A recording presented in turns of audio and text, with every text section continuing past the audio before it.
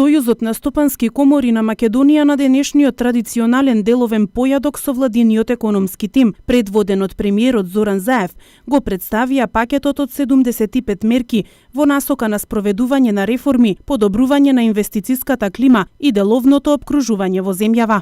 Како прво, реформирање на инспекцијските служби во Република Македонија, како второ, консултирање на засегнатите страни односно на деловната заедница во однесењето и измените на законските решенија како би се постигнало квалитетно имплементирање на легислативата и како трето и последно и мислам дека може би најважно, сузбивање на сивата економија во Република Македонија и конечно практична примена на законот за забрана за вршење на нерегистрирана дејност.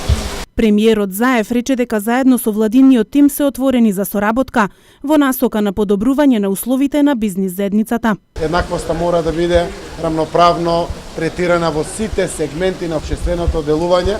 Јас верувам да од оваа комплетна лепеза на мерки која што Сојузот на стопански комори посветено работел како практично паталци кои што ги знаат состојбите во нашето стопанство, ние како влада можеме многу што да научиме.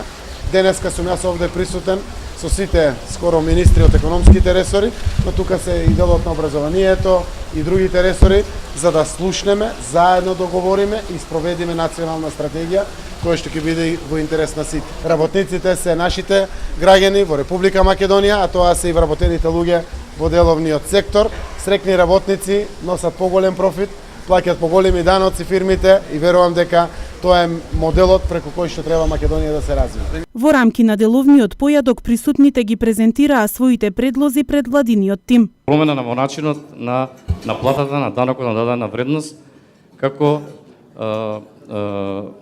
битен момент за развој на македонската економија. Именно досегашната практика беше да се наплаќа ДДВ на фактурирана реализација.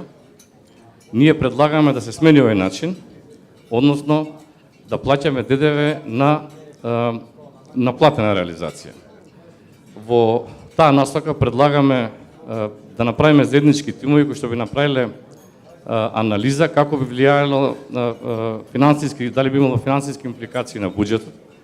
Меѓутоа, со оглед на тоа што во оваа мерка предлагаме влезното ДДВ да се одбива само на платените фактури, така да мислиме дека со оваа мерка не би имало значителни поместувања во наплатата на буџет на ДДВ-то во рамките на буџетот на Република Македонија.